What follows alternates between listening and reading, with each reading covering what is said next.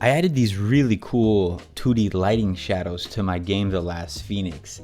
And how it's done is the player actually has a spotlight that will cause these shadows to appear.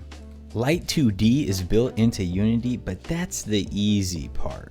After many attempts, I managed to make my own Shadowcaster 2D creator, which adds Shadowcasters to all of the tiles.